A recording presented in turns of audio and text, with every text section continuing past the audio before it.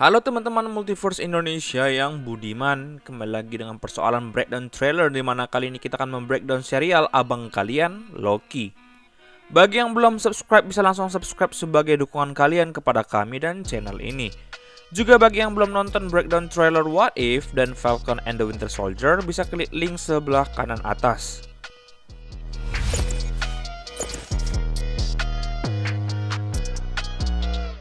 25 detik awal trailer ini sudah pernah kalian lihat di dalam film Endgame jika kalian sudah menontonnya.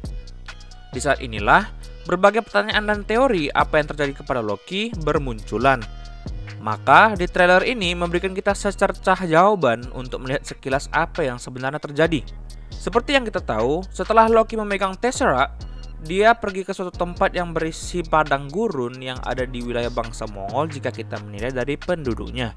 Beberapa dari kalian mungkin ada yang berpikir apakah Loki benar langsung ke padang gurun tersebut atau dia ke tempat lain dahulu.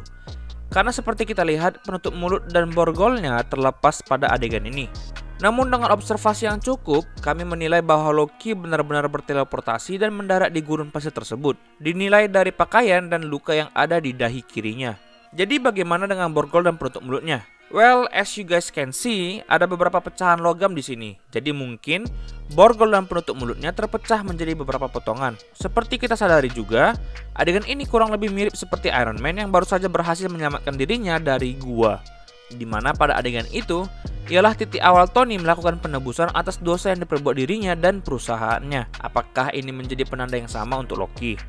Kemudian kita melihat Loki ditangkap oleh TVA yang merupakan singkatan dari Time Variance Authority yang basically bisa kita sebut dengan polisi waktu. Mereka menjaga agar timeline tidak dapat diubah seenak jidat oleh orang lain yang dapat memberikan efek bagi kestabilan ruang dan waktu.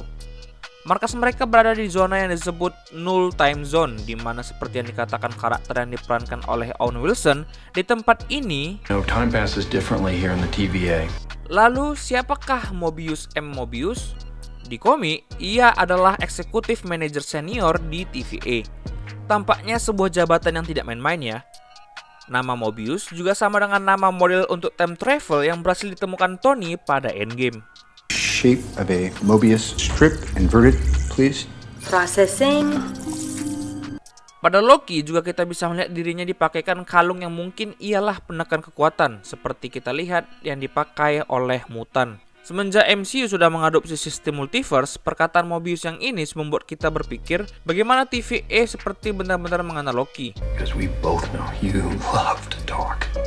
Apakah mereka sudah sering bertemu dan melawan Loki yang ada di seluruh semesta?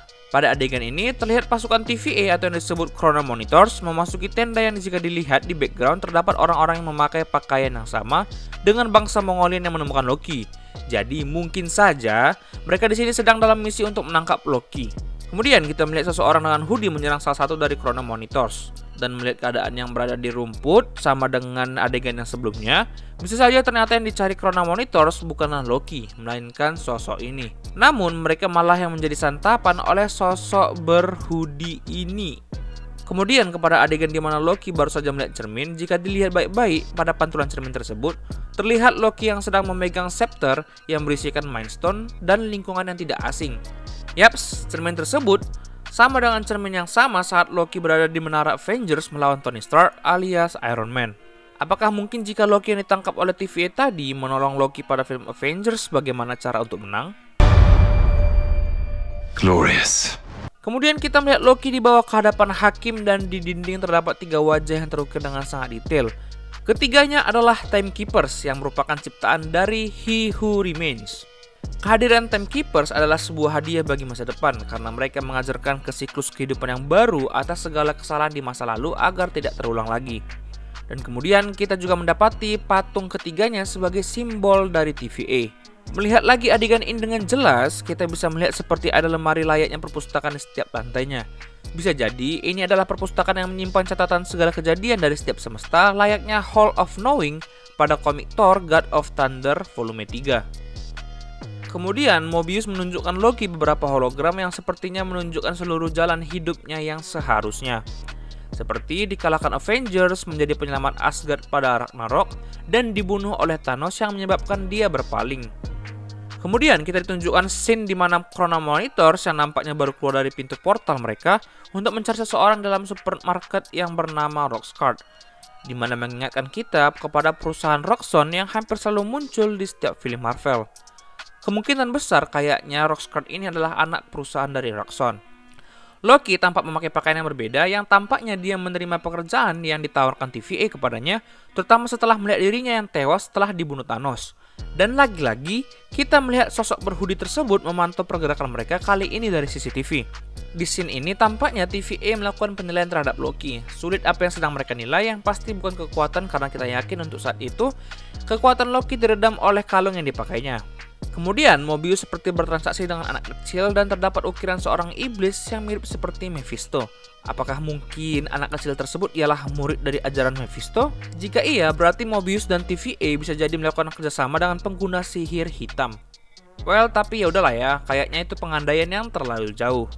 Di sini tampaknya ya, jangan ngamuk kalau salah. Tampaknya Loki akan mencoba kabur atau mungkin pergi ke suatu tempat yang tidak diizinkan oleh TVA dan dihadang oleh TVA yang memaksa mereka untuk bertarung. Kemudian ada scene yang nampaknya sebuah planet atau bulan sudah hancur dan serpihannya menghujani planet yang di dekatnya. Dan terlihat di situ ada seseorang yang kelihatan seperti Natasha Romanoff. Namun mengingat akan adanya sosok peran Lady Loki yang diperankan Sofia Di Martino di serial ini, kemungkinan besar itu adalah dirinya. Apa ya hubungan Lady Loki dengan serial ini? Nanti coba kita jelaskan. Berikutnya ada adegan di mana Loki mendarat yang tampaknya di Pulau Manhattan karena ada menara Avengers di sana. Melihat dari pakaian Loki, tampaknya dia berpindah ke tempat ini atau bisa kita bilang ke timeline yang ini saat menjadi agen dari TVA. Bisa jadi hancurnya New York dan kalahnya Avengers dikarenakan Iron Man gagal untuk meledakkan nuklir ke lubang cacing seperti yang di filmnya.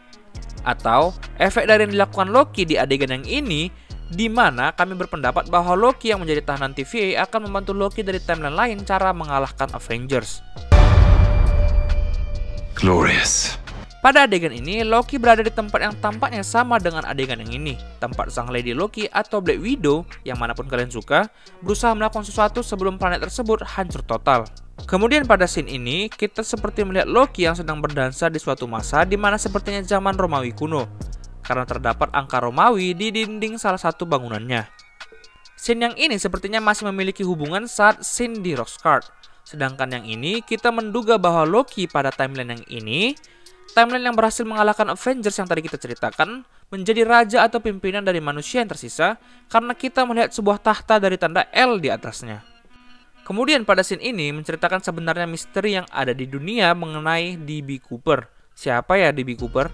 Bagi yang belum tahu, dia adalah pria yang tak dikenal yang membajak pesawat Boeing 727 dan menuntut $200.000 dan melakukan penerbangan dari Portland menuju Seattle, lalu lompat dari pesawat dan menghilang tanpa jejak. Di serial Loki, kejadian ini diceritakan ulang dengan Loki yang sebagai D.B. Cooper, sehingga masuk akal jika sang D.B. Cooper tersebut tidak pernah tertangkap.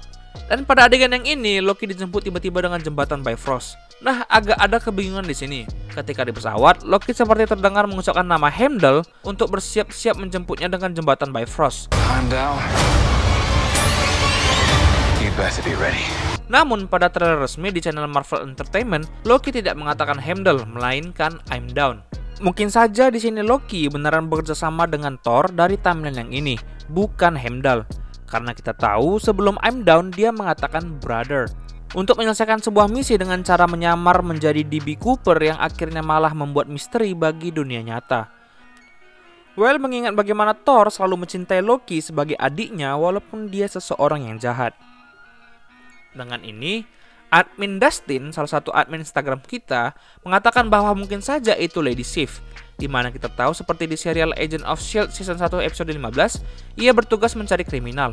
Dan karena Loki adalah seorang kriminal dan seorang Asgardian, serta Lady Sif mengetahui lokasi Loki, kemungkinan ia yang menjemput paksa Loki dengan jembatan Bifrost. Gimana menurut kalian? Jika melihat dari trailernya, kemungkinan kita tidak akan melihat hanya satu Loki di sini. Loki yang akan menjadi bintang serial kita adalah Loki yang kabur pada event Endgame. Loki dihukum untuk mengabdi pada TVA untuk menangkap atau menghukum siapapun yang merusak tatanan timeline yang lain. Itulah sebabnya perkataan Mobius seolah-olah TVA sudah mengenal baik watak seorang Loki. Do like to lie, which you just did, because we both know you love to talk. Loki yang bakalan kita jumpai adalah Lady Loki, Loki pada event serangan New York, dan mungkin beberapa Loki lainnya.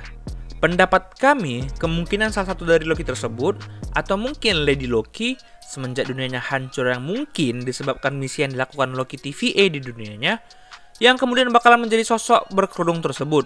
Siapapun dia terlihat ahli menggunakan pedang, karena sosok tersebut terlihat membawa pedang di pinggangnya. Itulah sebabnya juga Loki di adegan ini memakai pakaian yang berbeda dan tanduk khas miliknya.